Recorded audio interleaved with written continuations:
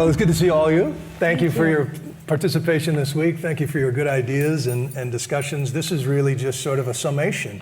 What impacted you the most? What have you talked about in the breakout sessions?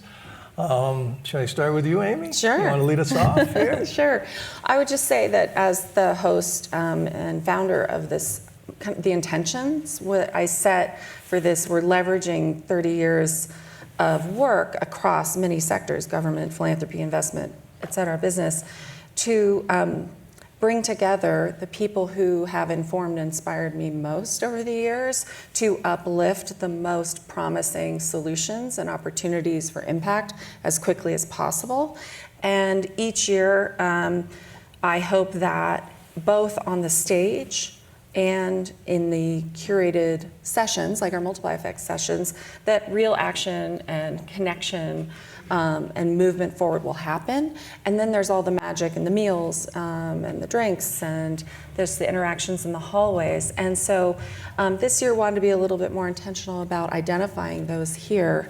And for me, I'm personally excited by both of the multiplier effects sessions that we had, the gaming session and the finance session, of very concrete new collaborations and partnerships, new initiatives that people have identified that need to happen in order to accelerate climate finance, for instance. I've just been hearing from people directly, yeah, I'm going to partner with so-and-so to do this, and I'm not sure if I'm allowed to talk about those yet. Otherwise, I'd give examples. I should have asked them, can I mention that yet? But I look forward to sharing that in the future. So that's really what today's about. And as somebody who I hold kind of the urgency and the knowledge of the bad, the urgency and the downside and what the realities are of the state of our planet, and see it the places I go to. I also have always had hope and faith, and hope that the forum provides the reality and also some hope, and that we still can mitigate the worst impacts. So, well, I haven't known you very long, but I think your superpower is you're a connector. And I heard that out in the lobby as well. Somebody says, I should be working with them, Great. They're in my state, I didn't even know it, so kudos. It's my favorite. Thank you. Kudos for that. Thank you. Alex, what are you thinking after this week? I mean, a ton. We've had hours and hours and hours of practical conversations. So partly my brief was after Freya Williams set up and talked about political frames and the importance of us tightening our focus on the frame of countering the narrative that we're seeing, questioning the validity. Exactly. Yeah. So Freya Williams opened up with this great presentation helping us understand what a frame looks like from a communication standpoint. And then we've had hours of conversations with everybody in this room about what we're concerned with in terms of how we're talking today, and then what we think versions of a frame or a plot in this story might be effective at reaching the movable middle. Mm-hmm. So real central focus on the movable middle. And I'll just read a quote and then share back some of what you all have talked about. So I love this quote. So political ground is gained not when you successfully inhabit the middle ground, but when you impose your framing as the common sense position, right? And it's a really useful prompt because it reminds us that this is a common sense conversation at root.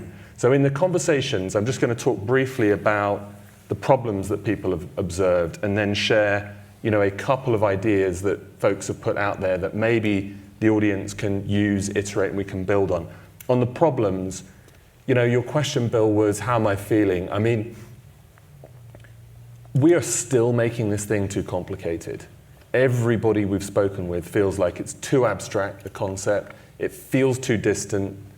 It's too poorly defined. We need to simplify. Mm-hmm. So at the problem level, we're still running into this same problem again, 20 years into the conversation. The second piece is there's a general consensus that perhaps the movement that is for sustainability, for ESG, for climate action, still isn't doing a terribly good job of really imagining the reality of the audience. And I think that was mentioned by Jeff actually in the last panel. And deep empathy is needed if you're going to communicate effectively with an audience. And we're still not doing that very well. It's a failure of imagination, a failure of will, or a failure of exposure. Not sure, but it's a problem. We've got to get past it. And you made that call in the last one, right? How do we talk? How do we engage? And then the third, there is definitely a concern among the group that there is a tension between Do we still stick with a strong fear message? This is what you're going to lose. This is the threat. Or do we embrace more positivity and optimism? Definitely there is a theme that optimism and positivity is the way forward. I personally am not 100% sure that we have a binary choice there. I think it's going to be a question of when we do it. So just a couple of insights to share out, and then folks can build, and Ivan and Emmy have been heavily involved in these conversations as well.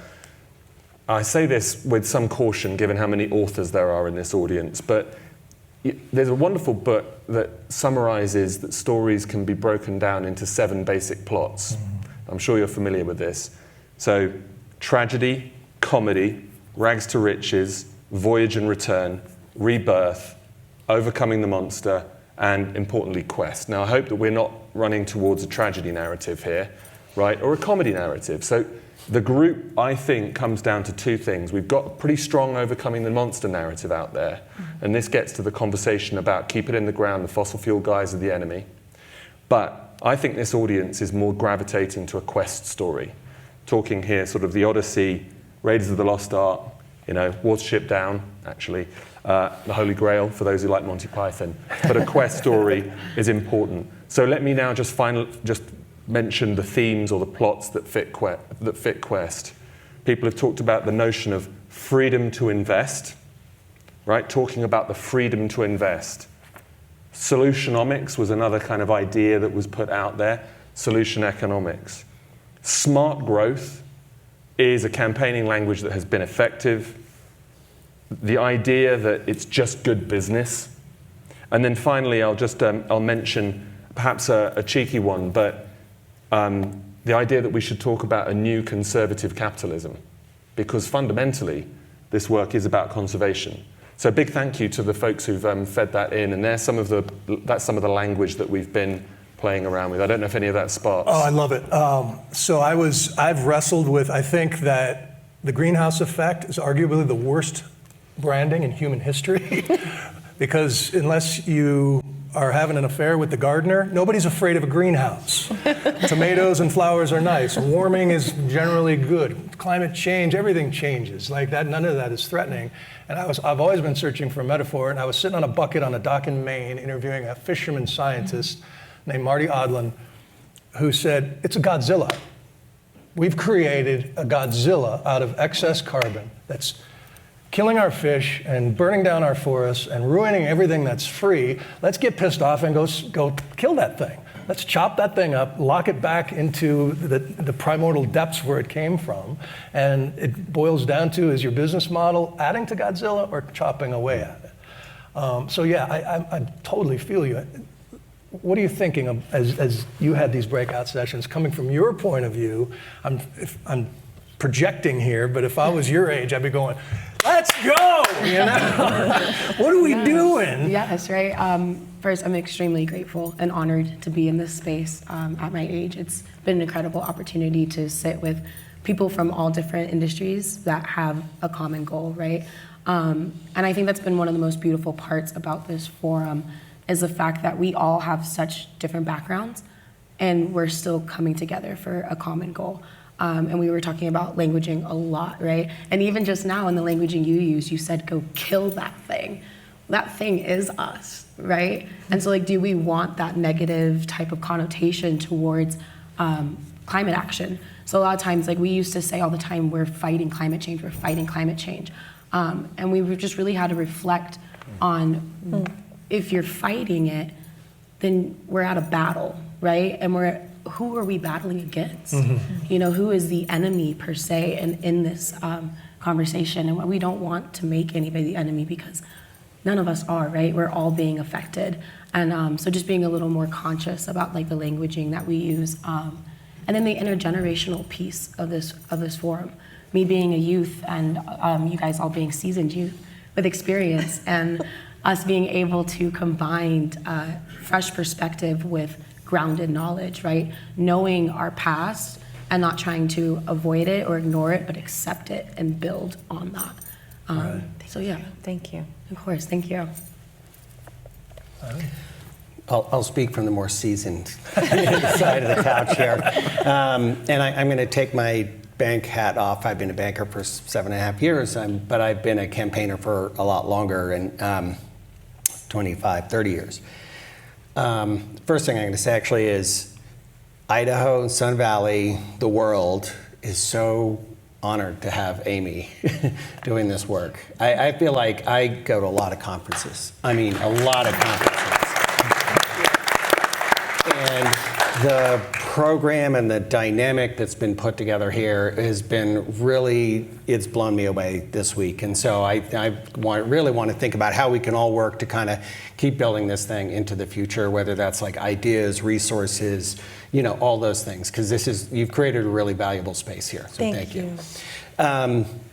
2 points on the communications thing. And I go back to Tony Lazarowitz, and you mentioned the Yale School on climate change. And I was part of the Obama operation, and before that, the effort, the kind of public campaigning effort to get Waxman-Markey passed. And we spent a lot of money, right? A lot of money, national security messaging, health messaging, jobs messaging.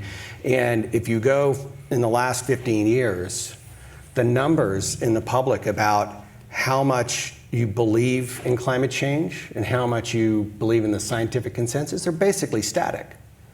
It really hasn't changed. The numbers of support for policy have actually dropped, while the numbers for the perception of risk, both to individual personal risk to the US, and risk to nature and the future generations has grown. But like, we have an increasing perception of risk. We really haven't changed much about what we believe about what's actually happening. But our sense of, you know, getting behind solutions has dropped. And so I think we just have to take stock of this kind of moment and think about, you know, all the work that we're doing and how it happens. And I guess my own takeaway on it is kind of I think maybe it fits into the tragedy, but I think the point we have most reacted after 2007, 2008, the numbers went down. And it started to come back up as we started to see the impacts of climate change really happen. And it was affecting us. And I think that's why the risk numbers have gone up. Mm-hmm. And so I think we're going to see more of that. And I think it's, you know, that is beyond our control. And we know that by the time we really all see the full effects of this, or even, you know, a quarter of the effects of this, it's almost too late. But I think we have to figure out how to seize those moments.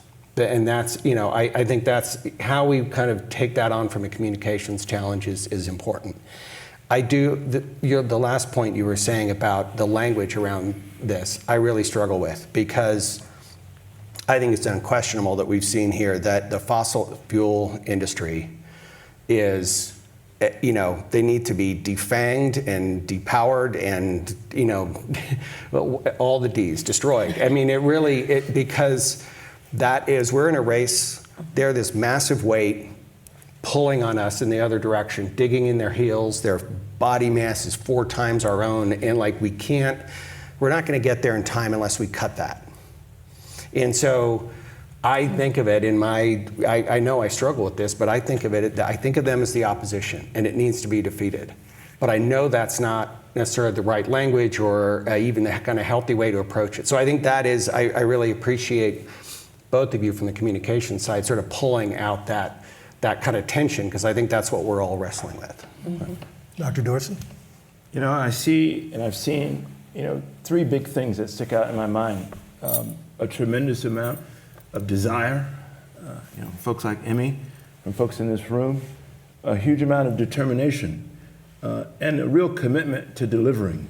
I'm a little bit outside of the fear of Dracula and a fear of defanging the beast. I'm defanging the beast. You know, at the Solutions Service, we're fully focused on the renewable revolution. And that's not just sort of word salad or sloganeering. Last year, history was made. We didn't really hear that being talked about in this room. People know it. We came even Steven, $1 trillion in on renewable investments, even Steven with that $1 trillion on oil and gas. This year, the forecast is 1.7 trillion, okay? Up, climbing. We're about 2/3 of the mix, and this year we're going to spend about, depending on whose math you believe, 2.8, 3 trillion on energy investments. About 60% of that is on the good stuff, renewables. We are ahead of the dragon. Respect is important. Old friend of mine. We met at some anarchist camp back in Vermont, 2-3 decades ago. I'm fully there on a non-proliferation treaty against fossil fuels and fossil foolishness, as I called it at my dinner a couple nights ago. The reality is, though, is that this stuff is dying on the vine. We're ahead empirically. Yeah, it's up. The investment's up 7%. We're up on renewables 70%, 900% difference. We're going to stay up. It's a battle for sure. We are ahead on this, and we're going to stay ahead on this. And I think that's really the message that we've got to not just put in slogans and put in speeches, but focus on the empiricals. Focus on the data. That data is going to drive the desire. That data is going to drive us, that determination. That data is going to anchor us delivering, which we will do year on year, Q on Q, month on month, hour on hour, minute on minute. That's what I'm about. I love that. There was a point when it was obvious we weren't going back to horses, that this is the future. And I think we're at that point. It's a foregone conclusion that electrification just makes more sense on so many different levels. And it is a great reminder to stay focused on the progress we've made. I think we're talking a lot around. And back then they were doing math on the amount of horse dung and how it would drown us. Exactly. Who even knows that math now? Exactly. But you're sort of like a parent trying to hold two thoughts in their head at the same time. I love this kid so much, but he's going to kill, But going back to Emmy's point about what you just said, if it is a foregone conclusion that this transition is going to happen, then it's almost more incumbent on us to show empathy to the people who are being threatened by the changes. And we were shooting a story in the Permian Valley, Permian Basin in Texas, with FLIR cameras that actually can show the methane plumes coming off this machinery. And we're flying our drones around these oil fields, and we took a wrong turn and crossed a cattle grate, put us on private property, and within 5 minutes we were surrounded by angry roughnecks, with mirrored sunglasses and scowls, and they wanted us out of the car, and they weren't sure what to do with us. And we hung out with them for an hour, and over that time I just got to talking to them. And I realized I don't blame them for being suspicious. Anybody who comes, an outsider with a drone in this part of the world, is going to take my job away.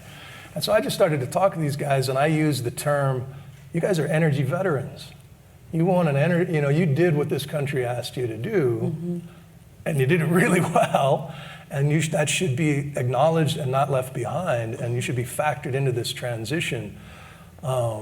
So I don't know how that works into the framing. I'm really wrestling with the stuff. I was just going to say, it's just like what Lisa talked about with the Willow Project and the realities for those communities. If they're not receiving the clean economy, if they're not receiving new job opportunities, if the only job that's being offered is the oil industry, developing the natural resource that they have in their community, how can they accept anything else? Of course, that's the option on the table. And so we have to do a better job of providing access to this new clean economy to all, especially those most in need, those who've given the most as energy veterans, I love that term, who have given the most to us. And a lot of people in our field, I know, are working on that, whether it's working in Appalachia to help work with the coal industry, the people who've been the engineers and the miners and others who have skills that can now be applied to our industry. Same with the oil industry, using the knowledge that they have in their infrastructure, in their drilling for geothermal. So shifting the knowledge and the skills into this new economy fast. And that's what the IRA is trying to do, of course, right? With the Justice 40 lens of ensuring that at least 40% is reaching communities most in need. We just have to go so fast. And what I hear from all of you guys is and what I've been hearing all these days is, and I'm in this frustration of, how do we just go much faster? And it's all of what we've talked about here. And that's what's hard. It is that, not that, what do we call it? Not a silver bullet, but silver buckshot.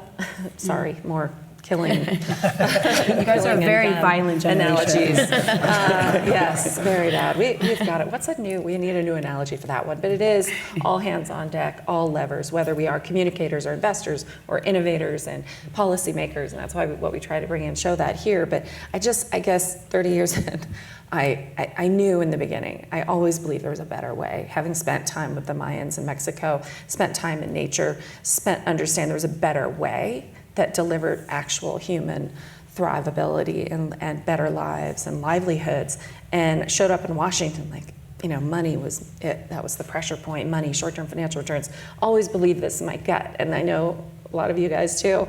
And I feel like we're finally there. Like Zipporah said, now solar is the cheapest option for the grid everywhere, basically. Even here in Idaho, we have some of the cheapest rates in the world. And there's legacy interests who are trying to hold us back, like Ivan said. So. Just, you made me think, Amy, briefly about something, and Bill, you may want to move the conversation on, but just represent a couple of voices who aren't in the room, who were part of this. But the positivity of the story you just told in a quest context says this is where we're going, is really persuasive. But we have a point to make. We have got a very, very fragmented way of describing that. And so we've got to really spend more time on how to get clearer and more unified from an operational standpoint. Point two, to Emmy's comment, Eamon, if he were here, former CEO of the Guardian US and with FairShare, would say this thing's got to live in community really effectively. And so we need to have a conversation about, to your point, Bill, there's the conversation about what that community looks like in those areas that you were describing as being affected, and the communities that are on the ground fighting for change right now. The language may not be the same in those two environments. We've got to do a good job of thinking about activating community and doing so with good strategy and good communication. And then third, and actually people at the beginning of this week, if you remember, the premise was, how do we deal with the, quote, backlash? And there is a very clear recommendation for this group, which is, number one, and it's backed up by data, don't get drawn into a conversation about what ESG is or isn't. So don't play defense. Most Americans have got absolutely no idea what that means. So don't allow that to be the narrative center. And then third, let's talk about the benefits. But if we can make them as individually relevant as we possibly can, then we're going to be more effective. And the point on health has not been mentioned so far. So I don't want to go on about that too much. But individual health is a theme that came through, that when people feel like this is now, it's visceral, it's today, then they really engage, and you can kind of bridge there. So anyway, I didn't know if that was helpful or not. Yes. There's a study that came out a few months ago that actually gave me a lot of hope and introduced me to the term pluralistic ignorance, which is that you ask a Democrat or Republican to guess what percentage of your party and the opposing party feel strongly about climate action, and both sides underplay it by 20 points. So we have allies, I think we didn't know that it exists because we're not talking about it, going back to the avoiding the elephant in the room. Right, and the empathy piece, right? And you also mentioned too that there is tension there, and it's healthy to sit in tension. I think a lot of times we all try to avoid it, right, because it's uncomfortable. But be uncomfortable sometimes. It's totally normal, and I think it's too much comfort is what got us here. Right, exactly, right. And you talked earlier on your last session about normalizing things, right? When I go out with my friends, I could be at a party and I talk about climate change because it should be a normal conversation, right? And then the whole piece of you're talking about of which messaging is most effective, I think it's really about knowing your audience, right? Understanding who are you giving this message to? Where did they come from? Are they backed in data? Would they rather hear facts, or would they rather hear a story from the heart? So like really understanding your audience and having that empathy of meeting people where they're at. Especially in the age of bespoke realities, right? We're all products of the algorithms that feed us our media, the media choices that we have, our friends. Very different conversation, obviously, here than at the Petroleum Club in Houston. But my job as a storyteller, I think, if I can't make you care about this story, I don't deserve my paycheck, because there's always a way in. And that's I'm with you on trying to find this framing that is somehow universal, but at the same time, in the film we were talking about, Roots So Deep, the farmers who were doing it the traditional way that were shown the data. Somebody cared a lot more about water. Somebody else cared a lot more about the bird life that was coming back. Somebody else it was all mud. And that is incumbent on us to be so nimble in how we respond and carry those stories forward with the respect, right? And I hate to I'll pass on the moment, but I think that's what the unique thing about Earth Guardians is, right? So we're an international nonprofit, and we don't tell our youth or our community members how to do it or what to do. We allow them to make the choice on what they think will better their community, and then we provide them the resources and the mentorship of, you know, what has worked, what hasn't worked, stuff like that, because it's not one size fits all. There's not a universal answer. I 100%. I worked on a campaign to mobilize young people a long time ago. And we had a lot of money, right? At that time, it was like $10 million to go out and build a grassroots army around voter registration, get out the vote, and the first big training. And everybody wanted to know, what's the message? What's the one thing I can say that's gonna like make it all click in the mind of the voter and get them out there? And we were like, there is no message. There is no one thing. You need to just go out and have lots and lots and lots of conversations, and you connect. And what you connect with that works for you and works for the other person, that's where it happens, and it just happens through the volume of that. And I think about that in my own life. The one place I really like talking about climate change, even though it's sort of my job to do it, is I like doing it in taxis and Ubers. Because I feel like you never know who you're gonna meet or what their perspective is, and you know, it's like, geography, faith, everything, but I can always have a conversation about climate there, and it always starts in a different place, and it always ends up in a different place, but to me, that's the really fertile ground. Absolutely. Awesome. You know, we're never going to focus on the elephant in the room, nor the donkey in the corridor. You know, we've never been about these elephants and jackasses. You know, we're fully anti-partisan. I got a call, direct call, just before the last climate negotiations last year from a Republican State House member in West Virginia who said, look, there are no jobs in West Virginia. Coal's gone. I'm hearing about this climate thing. Would you take me to Egypt? The only answer to give that human is yes. That's it. And I took him. And what came out of that? $1 billion transaction for what's going to be, they're building it now, they've broken ground, they got the site already, the largest carbon-free steel facility in this country. $250 million for experimental hydrogen, another $50 million for battery storage, and on and on and on. So I'm not against messaging. I'm all about messaging. If you know me, you know that. But let's do the work. Let's translate that desire and determination to delivering independent and agnostic on elephants and jackasses, delivering for not just Alpha. I don't want to be empathetic. I want to put money that I know I can put into Emmy's pocket to kill those student loans. I want to put money into all of your pockets to deal with healthcare, which I know I can do because there's so much fat in the stuff I'm delivering on the renewable side. There's a lot of fat there. We can share this. We don't have rules to share that. We need to think about the justice conversation and delivering this new green economy. And if we don't, we're going to replicate some of the bad things that we saw over the past century. That's what we got to do. Right. Learn from those mistakes. Yeah. And it is almost liberating at a certain point when you say we're living in a world built on unintended consequences, and it's easy to get mad at the actors today who are standing in the way.